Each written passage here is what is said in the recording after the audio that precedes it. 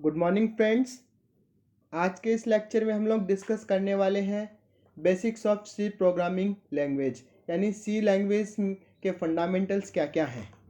तो इस लेक्चर के अंदर हम लोग सबसे पहले डिस्कस करेंगे सी लैंग्वेज क्या है, सी लैंग्वेज का इतिहास क्या है, सी लैंग्वेज के डिफरेंट फीचर्स क्या हैं, सी लैंग्वेज को कैसे लर्न किया जा सकता है, सी लैंग्वेज के अंदर प्रोग्राम का स्ट्रक्चर क्या होता है। फिर उस प्रोग्राम के स्ट्रक्चर को समझने के लिए हम एक एग्जाम्पल प्रोग्राम लेंगे और लास्ट में देखेंगे कि जब प्रोग्राम को लिखने के बाद में उसको एग्जीक्यूट कैसे किया जा सकता है। तो फ्रेंड्स स्टार्ट करते हैं इंट्रोडक्शन ऑफ सी लैंग्वेज से, या फिर सी लैंग्वेज क्या होती है। C can be said as mother of all modern programming language, यानी सी लैंग्वेज को आज के टाइम में वर्तमान दौर में जितनी भी मॉडर्न प्रोग्रामिंग लैंग्वेजेज है उनकी मदर कहा जा सकता है, क्योंकि कहीं ना कहीं सी लैंग्वेज के डेवलपमेंट के बाद में ही मॉडर्न प्रोग्रामिंग लैंग्वेजेस या फिर हाई लैंग्वेजेस प्रोग्राम की शुरुआत हुई और उस क्षेत्र में एक रिवॉल्यूशन हुआ। सी लैंग्वेज जो है वो बहुत ही पॉपुलर तथा most commonly used computer programming language है। सी लैंग्वेज एक प्रोसीजर ओरिएंटेड प्रोग्रामिंग लैंग्वेज है। यहाँ पे प्रोसीजर ओरिएंटेड का मतलब क्या होता है, जैसा कि आप लोग जानते हैं हमें किसी भी प्रोग्राम को बनाने के लिए एक प्रोसीजर लिखना पड़ता है। जैसे कि हमें दो नंबर्स को ऐड करना है तो सबसे पहले हमें एक प्रोसीजर यूज़ करना पड़ेगा, यानी कि सबसे हम दो नंबर्स को लेंगे, उन दो नंबर्स में क्या क्या हमें वैल्यू चाहिए उन वैल्यूज़ को हम लेंगे यानी इनपुट।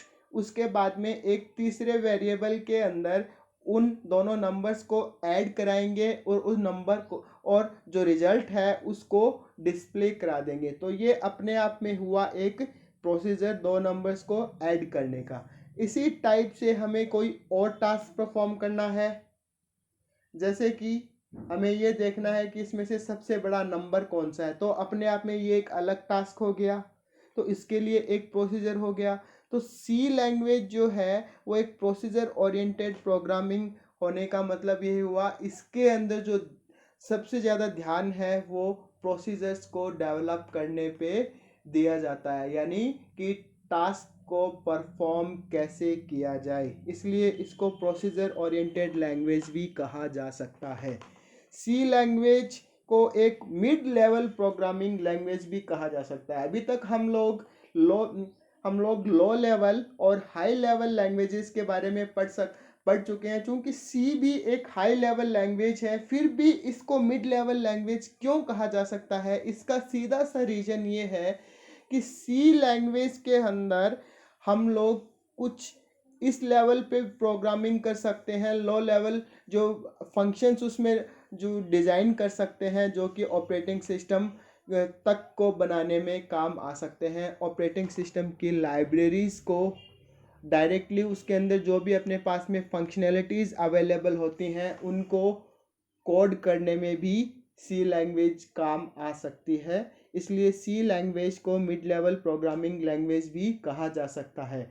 एग्जाम्पल के लिए सी लैंग्वेज का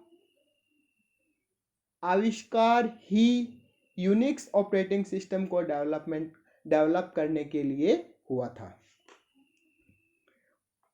उसके बाद बात करते हैं हिस्ट्री ऑफ सी लैंग्वेज, यानी कि सी लैंग्वेज का इतिहास। जैसा कि आप यहाँ पे देख पा रहे हैं कि ट्रेडिशनल सी लैंग्वेज जहाँ से सी की स्टार्ट हुई 1972 में डेनिस रिची के द्वारा, उससे पहले लैंग्वेजेस थी एल्गोल, बीपीसीएल, बी। तो डेनिस रिची ने यूनिक्स ऑपरेटिंग सिस्टम डेवलप करने से पहले जो भी सी लैंग्वेज का आविष्कार किया था तो उसके अंदर बहुत सारे फीचर्स बीपीसीएल तथा बी लैंग्वेज के थे। उसके बाद में डिफरेंट जो भी कंप्यूटर साइंटिस्ट थे उन्होंने अपने अपने अकॉर्डिंग इस वर्जन को मॉडिफाई किया और सी लैंग्वेज के डिफरेंट वर्जन जो हैं वो इंडस्ट्री में आते गए। जैसा कि कार्निगन एंड डेनिस रिची ने 1978 में K&RC को डेवलप किया।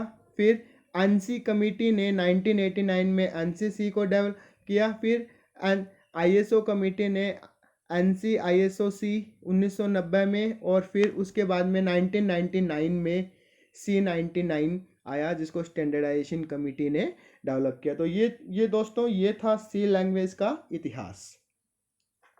उसके बारे में बात करते हैं फीचर्स ऑफ सी लैंग्वेज। तो अब सी लैंग्वेज के उसकी डिफरेंट प्रॉपर्टीज़ क्या है, उसके फीचर्स क्या है, उसको डिस्कस करते हैं।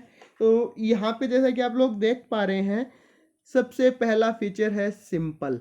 सिंपल या सी लैंग्वेज चूँकि एक हाई लेवल लैंग्वेज भी है, हम लो लेवल की प्रोग्रामिंग भी इसके अंदर कर सकते हैं। तो ये सी प्रोग्रामिंग लैंग्वेज बहुत ही सिंपल है, यानी हाई लेवल लैंग्वेज होने के कारण इसके अंदर कोड करना बहुत ही इजी होता है।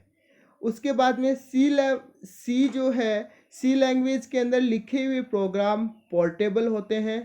पोर्टेबल होने का मतलब एक कंप्यूटर पे लिखे हुए प्रोग्राम को दूसरे कंप्यूटर पे भी, सेम प्रोग्राम को दूसरे कंप्यूटर पे भी ले जाके रन किया जा सकता है। यानी जैसा कि मैंने विंडोज़ ऑपरेटिंग सिस्टम पे सी का एक प्रोग्राम बनाया, तो उसी सोर्स कोड की फाइल को यूनिक्स ऑपरेटिंग सिस्टम पे ले जाके भी उसी प्रोग्राम को एग्जीक्यूट किया जा सकता है। तो प्रोग्राम आपका पोर्टेबल भी है। तो पोर्टेबल है तो इसको अपन कह सकते हैं, पोर्टेबल है तो यानी हमें अलग अलग ऑपरेटिंग सिस्टम के लिए अलग अलग प्रोग्राम लिखने की ज़रूरत नहीं है। फिर सी लैंग्वेज सिंटेक्स बेस्ड है। सिंटेक्स बेस्ड का मतलब इसके अंदर किसी भी स्टेटमेंट को, किसी भी इंस्ट्रक्शन को लिखने का एक प्रॉपर सिंटेक्स होता है। तो हमें किसी भी लैंग्वेज के अंदर उसके सिंटेक्स रूल्स को फॉलो करना पड़ता है। तो उसी टाइप से सी लैंग्वेज सिंटेक्स के मामले में बहुत ज़्यादा स्ट्रिक्ट है। सी लैंग्वेज केस सेंसिटिव भी है, यानी सी लैंग्वेज के अंदर कोई भी वर्ड लिखा हुआ है स्मॉल केस लेटर के अंदर और एक वर्ड लिखा हुआ है कैपिटल केस लेटर के अंदर, तो दोनों अलग अलग माने जाते हैं। तो इसलिए सी लैंग्वेज केस सेंसिटिव भी है।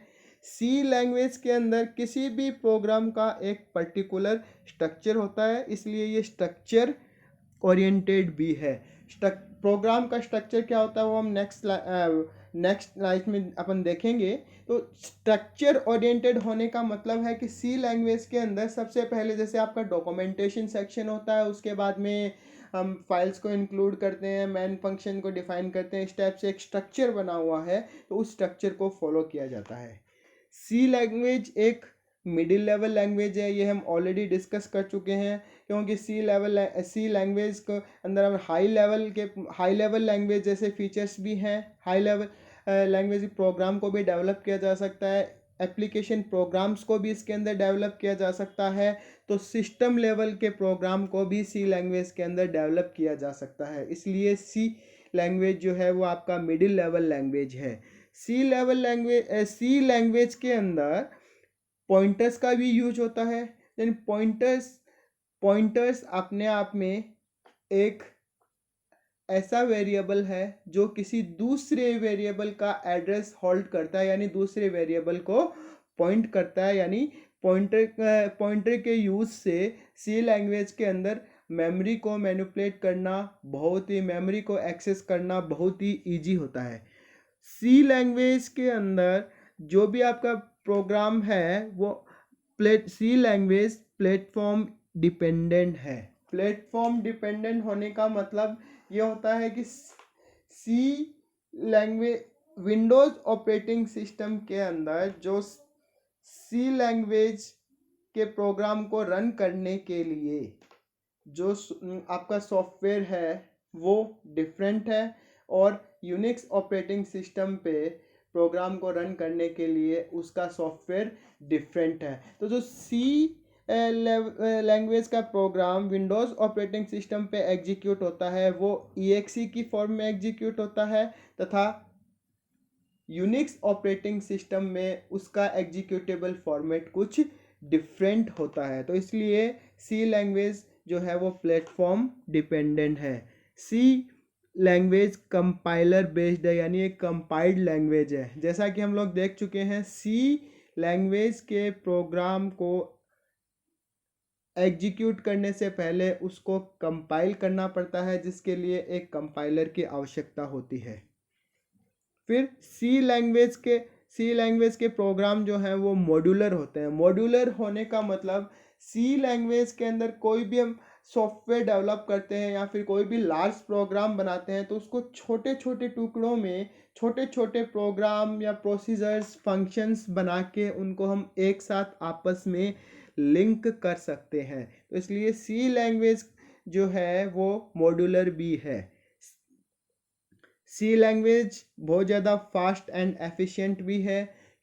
क्यों? क्योंकि सी लैंग्वेज के अंदर जो आपका यूनिक्स जैसा ऑपरेटिंग सिस्टम जब सी लैंग्वेज के अंदर डिज़ाइन किया जा सकता है तो अपने आप में बहुत ज़्यादा एफिशिएंट है, तथा इसी वजह से सी लैंग्वेज जो है बहुत ज़्यादा पावरफुल भी है। हम पहले ही ये डिस्कस कर चुके हैं कि सी लैंग्वेज के अंदर हम सिस्टम लेवल की प्रोग्रामिंग भी कर सकते हैं, यानी सिस्टम सॉफ्टवेयर भी बना सकते हैं, तो एप्लीकेशन सॉफ्टवेयर भी बना सकते हैं। यानी सी लैंग्वेज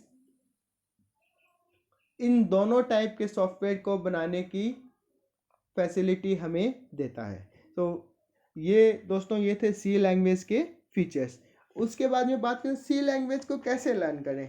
जैसा कि हम लोग जानते हैं किसी भी लैंग्वेज के अंदर उसकी सबसे छोटी यूनिट होती है अल्फ़ाबेट।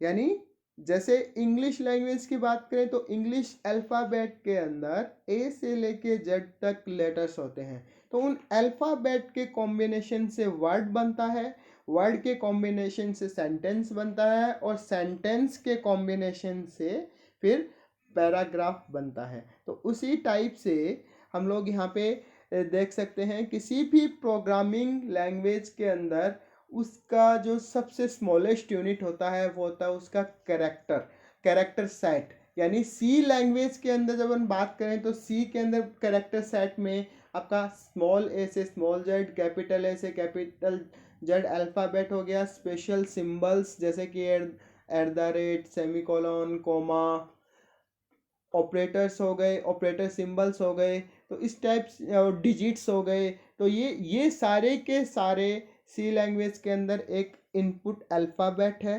तो उन अल्फ़ाबेट के कॉम्बिनेशन से यहाँ पे बनता है कांस्टेंट, वेरिएबल्स या कीवर्ड्स। जैसा कि किसी भी साधारण जो बोलचाल की भाषा के लिए यूज़ किए जाने वाले लैंग्वेज जैसे कि इंग्लिश के अंदर वर्ड्स होते हैं, हिंदी में वर्ड्स होते हैं, उसी टाइप से यहाँ पे कांस्टेंट, वेरिएबल्स, कीवर्ड्स होते हैं।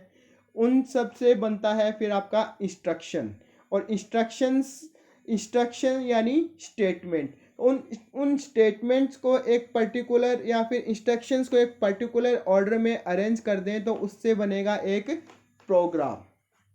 तो दोस्तों उसके बाद में जब हमने प्रोग्राम बना लिया तो सी लैंग्वेज के प्रोग्राम को हम बनाने के लिए टूल कौन सा काम में लेंगे, तो टूल यहाँ पे काम में ले सकते हैं कोई भी IDE, इंटीग्रेटेड डेवलपमेंट एनवायरनमेंट। अब ये IDE क्या होता है? IDE कोई भी एक विंडो बेस्ड सॉफ्टवेयर है जिसमें हम किसी भी प्रोग्राम को एडिट कर सकते हैं, प्रोग्राम को राइट कर सकते हैं, फिर उन प्रोग्राम्स को हम कंपाइल कर सकते हैं, लिंक कर सकते हैं, रन कर सकते हैं, तथा उन प्रोग्राम में अगर कोई एरर हो तो उस एरर को हम फाइंड आउट कर सकते हैं। तो जैसे एग्जांपल के लिए सी लैंग्वेज के लिए यूज़ की जाने वाली पॉपुलर जो आपके IDEs हैं, turbo C3 Windows operating system पे काम में ली जाती है। कोडलाइट ये एक ओपन सोर्स है। GCC एक अपने आप में एक कंपाइलर है, GNU-C कंपाइलर, जिसको हम लिनक्स पे यूज़ कर सकते हैं, लिनक्स ऑपरेटिंग सिस्टम पे। फिर आपका डेव C++ भी एक IDE है जिसमें C और C++ के प्रोग्राम को राइट करना, एडिट करना, कंपाइल करना, लिंक करना, एग्जीक्यूट करना तथा एरर फाइंड आउट करना आदि टास्क हम इसमें परफॉर्म कर सकते हैं। तो यहाँ पे सिंपल सी बात यह है कि कोई भी इंटीग्रेटेड डेवलपमेंट एनवायरनमेंट यहाँ पे हम काम में ले सकते हैं, या फिर सिंपल कोई भी एडिटर जैसे कि नोटपैड काम में ले सकते हैं। नोटपैड में हमने सिंपल सा एक प्रोग्राम सी का प्रोग्राम लिखा, उसको .c एक्सटेंशन से सेव किया था। उसके बाद में जो कंपाइलेशन की जो कंपाइलेशन एंड एग्जीक्यूशन के लिए जो भी कमांड्स हैं, उन कमांड्स की सहायता से हम उसको कंपाइल तथा एग्जीक्यूट कर सकते हैं। फिर सी लैंग्वेज के प्रोग्राम का स्ट्रक्चर क्या होता है, तो इस डायग्राम के अंदर आप लोग देख सकते हैं कि किसी भी सी लैंग्वेज का प्रोग्राम जो होता है उसका एक वेल डिफाइंड स्ट्रक्चर होता है। उस स्ट्रक्चर के अंदर सबसे पहले आता है डॉक्यूमेंटेशन सेक्शन, उसके बाद में pre processor directive, global declaration, user defined function declaration, उसके बाद में मैन फंक्शन के अंदर लोकल डिक्लेरेशन स्टेट, उसके बाद में कुछ जो भी स्टेटमेंट या फिर इंस्ट्रक्शन उस प्रोग्राम को बनाने के लिए आवश्यक हैं वो इंस्ट्रक्शंस अपन यहाँ पे लिखेंगे, और लास्ट में यूज़र डिफाइंड फंक्शन की डेफिनेशन क्या होगी वो अपन यहाँ पे बताएंगे। तो ये सब क्या होते हैं उनको समझने के लिए हम एग्जांपल लेते हैं इस प्रोग्राम का। तो इस प्रोग्राम के अंदर जैसा कि सबसे पहले लिखा हुआ है डॉक्यूमेंटेशन सेक्शन, तो डॉक्यूमेंटेशन सेक्शन जनरली प्रोग्रामर जो है वो प्रोग्राम की रीडेबिलिटी को बढ़ाने के लिए काम में लेते हैं। यानी जब भी आपने अभी कोई प्रोग्राम बनाया और उस प्रोग्राम को आप जब कभी भी बाद में खोलें तो आपको पूरा प्रोग्राम पढ़ना नहीं पड़े, सिर्फ उस डॉक्यूमेंटेशन सेक्शन को देख के ही आपको पता लग जाए कि ये प्रोग्राम किस पर्पज से बनाया हुआ है। जैसा कि इस प्रोग्राम के अंदर लिखा हुआ है प्रोग्राम टू ऐड 2 नंबर, तो जब भी हम इस प्रोग्राम को भविष्य में कभी भी ओपन करेंगे तो हमें इस लाइन को देखते ही पता चल जाएगा कि ये प्रोग्राम 2 नंबर को ऐड करने के लिए हमने बनाया। तो डॉक्यूमेंटेशन सेक्शन के अंदर जो भी हमें इस प्रोग्राम के बारे में लिखना है डॉक्यूमेंटेशन पर्पस के लिए वो अपन यहाँ पे लिख सकते हैं। यहाँ पे जैसे कि ये सिंबल है /, एस्ट्रिक, फिर एस्ट्रिक /, ये सी लैंग्वेज के अंदर मल्टी लाइन कमेंट्स के लिए यूज होता है। कमेंट्स का मतलब वो स्टेटमेंट्स जो कि किसी भी प्रोग्राम के अंदर एग्जीक्यूट नहीं होते हैं। इसी टाइप से यहाँ पे 2 टाइम्स /, जो सिंबल है वो सिंगल लाइन कमेंट के लिए यूज होता है। तो सिंगल लाइन कमेंट का मतलब किसी भी पर्टिकुलर एक लाइन को अगर अपने को कमेंट बनाना है तो उसको एग्जीक्यूट नहीं करवाना है तो उसको अपन सिंगल लाइन कमेंट की तरह से यूज कर सकते हैं। उसके बाद में आता है प्री प्रोसेसर डायरेक्टिव, तो यहाँ पे जो हैश जो होता है वो प्री प्रोसेसर डायरेक्टिव होता है। किसी भी हाई लेवल लैंग्वेज के प्रोग्राम को कंपाइलेशन से पहले प्री प्रोसेस करना पड़ता है, यानी कंपाइलेशन से पहले उसको प्रोसेस करके कंपाइलेशन के लिए रेडी करना पड़ता है, तैयार करना पड़ता है। तो उसके लिए प्री प्रोसेसर डायरेक्टिव काम में लेते हैं, जैसा कि हैश।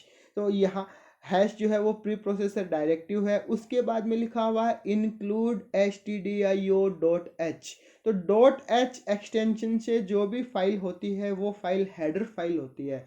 हेडर फाइल के अंदर जो सी लैंग्वेज के अंदर जितने भी इनबिल्ट फंक्शंस हैं उनको डिफरेंट कैटेगरीज में डिवाइड करके उनकी वो काम कैसे करेंगे उनकी डेफिनेशन इन हेडर फाइल के अंदर स्टोर होती है। जैसे कि STDIO स्टैंडर्ड इनपुट आउटपुट, तो स्टैंडर्ड इनपुट आउटपुट से रिलेटेड जितने भी फंक्शंस हैं उन फंक्शंस की डेफिनेशन इस हेडर फाइल के अंदर होती है। तो और उन फंक्शंस को हम अपने प्रोग्राम के अंदर डायरेक्टली जब काम में लेते हैं तो हमें कंपाइलर को ये बताना पड़ता है कि ये फंक्शन काम कैसे करेगा। तो है ये इन हेडर फाइल को अपने प्रोग्राम में इंक्लूड करने के बाद में ये बताया जा सकता है कि ये प्रोग्राम ये जो आपके फंक्शन जो है वो काम कैसे करेगा। तो प्री प्रोसेसर डायरेक्टिव प्रोग्राम को कंपाइलेशन से पहले प्रोसेस करता है, उसको कंपाइलेशन के लिए रेडी करता है। उसके बाद बात आती है ग्लोबल डिक्लेरेशन की। तो ग्लोबल डिक्लेरेशन में हम ग्लोबल वेरिएबल्स को डिक्लेयर करते हैं, ग्लोबल वेरिएबल किसी भी प्रोग्राम के अंदर वो वेरिएबल है जिसको सारे फंक्शन उस प्रोग्राम के अंदर एक्सेस कर सकें। तो यहाँ पे यानी मेन फंक्शन से पहले जो भी वेरिएबल डिक्लेयर होता है वो ग्लोबल वेरिएबल होता है। जैसे कि यहाँ पे एक मैक्स वेरिएबल है int यानी इंटीजर टाइप का मैक्स वेरिएबल, वो एक ग्लोबल वेरिएबल है। उसके बाद में अगर अपने प्रोग्राम के अंदर कोई भी फंक्शन प्रोग्रामर डिफाइन करना चाहता है, हम लोग डिफाइन करना चाहते हैं, तो उसको यूज़र डिफाइंड फंक्शन बोलते हैं। तो यूज़र डिफाइंड फंक्शन का डिक्लेरेशन यहाँ पे होता है। जैसे कि यहाँ पे void add int a, int b, ये एक फंक्शन है जो कि यूज़र डिफाइंड फंक्शन है, तो इसको यहाँ पे डिक्लेयर किया हुआ है। उसके बाद बात आती है मैन फंक्शन। ये बहुत ही इंपॉर्टेंट कॉन्सेप्ट है। अब ये मैन फंक्शन क्या होता है, तो सबसे पहली बात यहाँ पे एक लिखा हुआ है void man, तो यानी void का मतलब होता है कुछ भी नहीं, और man, तो man भी एक तरीके से यूजर डिफाइंड फंक्शन है, लेकिन man एक स्पेशल केस है। यूजर डिफाइंड फंक्शन का एक स्पेशल केस है। man किसी भी प्रोग्राम के लिए एंट्री पॉइंट का काम करता है। एंट्री पॉइंट कहने का मतलब कि प्रोग्राम का एग्जीक्यूशन जो है वो मैन फंक्शन से ही स्टार्ट होता है। अगर किसी प्रोग्राम के अंदर मैन फंक्शन अवेलेबल नहीं है तो उस प्रोग्राम का एग्जीक्यूशन पॉसिबल नहीं है। ये वही बात है कि हमने एक रूम बनाया, उस रूम के अंदर चारों ओर दीवार ही दीवार है, कोई भी दरवाज़ा नहीं है, तो उस रूम के अंदर हम एंटर नहीं हो सकते। इसी टाइप से मैन फंक्शन भी किसी भी प्रोग्राम के लिए एक दरवाजे की तरह काम करता है, किसी भी प्रोग्राम में एंटर होने के लिए एंट्री पॉइंट की तरह काम करता है। यहाँ पे लिखा हुआ है void, तो void जो है वो मैन फंक्शन का रिटर्न टाइप है। रिटर्न टाइप कहने का मतलब कोई भी फंक्शन जब भी एग्जीक्यूट होता है तो वह अपने कॉलिंग एनवायरनमेंट यानी उसको कॉल करने वाला एनवायरनमेंट यानी ऑपरेटिंग सिस्टम, उस ऑपरेटिंग सिस्टम को कोई ना कोई वैल्यू रिटर्न करता है। तो यहाँ पे मैन फंक्शन कॉलिंग एनवायरनमेंट को किसी भी टाइप की वैल्यू रिटर्न नहीं करेगा, void ये बताता है। उसके बाद में मैन फंक्शन के अंदर या फिर किसी भी फंक्शन के अंदर जो भी वेरिएबल डिक्लेयर करते हैं उनको बोला जाता है लोकल वेरिएबल्स। तो इस सेक्शन को बोलते हैं लोकल डिक्लेरेशन।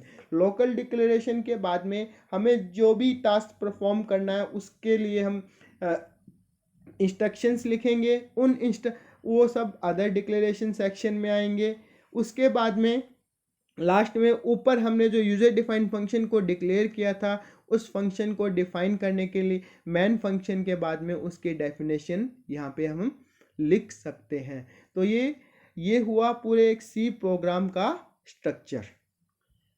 तो उसके बाद में ये सब जब आपने प्रोग्राम लिख लिया तो ये प्रोग्राम एग्जीक्यूट कैसे होगा, तो उसके स्टेप्स की बात करते हैं। तो सबसे पहले इस डायग्राम में आप देख सकते हैं कि आपने एक प्रोग्राम लिखा जिसको .c एक्सटेंशन से सेव किया, जिसको हम सोर्स प्रोग्राम कह सकते हैं, जैसे कि यहाँ पे फर्स्ट .c। तो उस प्रोग्राम को .c एक्सटेंशन से सेव करने के बाद में कंपाइलर की सहायता से उसको कंपाइल कराएंगे। कंपाइलेशन के बाद में वहाँ पे एक फाइल जनरेट होगी first.obj या फिर जो भी फाइल नेम आपने दिया हुआ होगा तो .obj एक्सटेंशन से, जो कि एक ऑब्जेक्ट फाइल होती है यानी एक ऑब्जेक्ट कोड होता है। उस ऑब्जेक्ट कोड को जब भी हम लाइब्रेरी फंक्शन से लिंक करते हैं उसके बाद में हमारा एक फाइनल एग्जीक्यूटेबल कोड बनता है, exe बनती है यानी एग्जीक्यूटेबल कोड। और वो एग्जीक्यूटेबल कोड लोडर द्वारा जब भी मेमोरी के अंदर लोड होता है तो वो फिर प्रोग्राम एग्जीक्यूट होता है। तो ये यानी सबसे पहले आपने प्रोग्राम राइट किया, .c एक्सटेंशन से उसको सेव किया, उसके बाद में कंपाइल किया, कंपाइलेशन के बाद में उसकी ऑब्जेक्ट फाइल जनरेट हो गई। उस ऑब्जेक्ट फाइल को जनरेट होने के बाद में उसको सिस्टम की लाइब्रेरी से लिंक किया, तो लिंकर की सहायता से, तो उसकी एक एग्जीक्यूटेबल फाइल बन गई। और उस एग्जीक्यूटेबल फाइल को लोडर की सहायता से मेमोरी में लोड किया और उसके बाद में वो प्रोग्राम जो है फाइनली एग्जीक्यूट हो गया और उस प्रोग्राम का आउटपुट हम देख सकते हैं। तो फ्रेंड्स, यहाँ पे देखने वाली बात यह है कि किसी भी सी प्रोग्राम के राइटिंग से लेके, यानी प्रोग्राम को लिखने से लेके प्रोग्राम को एग्जीक्यूट कराने तक टोटल 4 फाइल्स बनती हैं। पहला सोर्स फाइल, फिर ऑब्जेक्ट फाइल, कंपाइलेशन के बाद जो बनती है, कंपाइलेशन के बाद में 2 फाइल बनती हैं, एक तो ऑब्जेक्ट फाइल और एक होता है आपका बैकअप फाइल। बैकअप फाइल जो है, यानी कि अगर हमने किसी प्रोग्राम को गलती से, हमें प्रोग्राम डिलीट हो गया हमसे, तो बैकअप फाइल की सहायता से प्रोग्राम को रिकवर किया जा सकता है। और एक होता है उसकी EXE फाइल, यानी 4 फाइल हो गई, एक source file, backup file, object file and executable file. So इसके बाद में ये एग्जाम्पल जो है वो ये बता रहा है कि टर्बो C3 की सहायता से विंडोज़ ऑपरेटिंग सिस्टम पे सी प्रोग्राम को कैसे एग्जीक्यूट कराएं। तो सबसे पहला स्टेप है सोर्स कोड को राइट करना। सोर्स कोड हमने एडिटर को, टर्बो सी एडिटर को ओपन करके हमने सोर्स कोड राइट किया, फाइल को .c एक्सटेंशन से सेव कर दिया। फिर दूसरे स्टेप के अंदर Alt F9 की सहायता से हमने प्रोग्राम को Alt F9 एक कमांड है, Alt F9 की प्रेस करके उसकी सहायता से हमने प्रोग्राम को कंपाइल कर दिया। उसके बाद में कंट्रोल F9 प्रेस करके, कंट्रोल F9 की को प्रेस करके प्रोग्राम को एग्जीक्यूट करवा दिया। और उसके बाद में एग्जीक्यूट होने के बाद में Alt F5 की सहायता से हम रिजल्ट को स्क्रीन पे देख सकते हैं। तो ये तो हुआ एडिटर में IDE के अंदर कैसे करेंगे। फिर इसके साथ साथ इसके पैरेलल में टर्बो C3 यूज़ करने पे कौन सी कमांड्स को हम काम में ले सकते हैं। वो है सबसे पहले कंपाइलेशन के लिए। तो कंपाइलेशन के लिए कमांड होता है TCC, यानी यहाँ पे लिखेंगे हम TCC स्पेस फाइल नेम, यानी कमांड प्रॉम्प्ट पे जाके जब ये कमांड हम एग्जीक्यूट करेंगे तो ये जो प्रोग्राम कंपाइल हो जाएगा। प्रोग्राम कंपाइल होने के बाद जैसा कि एक OBJ फाइल बनेगी, उस OBJ फाइल को हमें लिंक करना पड़ेगा। तो उस फाइल को लिंक करने के लिए कमांड है TLink। तो कमांड रन करेंगे TLink filename.obj। तो लिंक करने के बाद में एक एग्जीक्यूटेबल फाइल बन जाएगी filename.exe नाम से। फिर उस कमांड प्रॉम्प्ट पे डायरेक्टली filename.exe लिख के हम उस प्रोग्राम को एग्जीक्यूट करवा सकते हैं। तो दोस्तों, ये था किसी भी सी प्रोग्राम का एग्जीक्यूशन।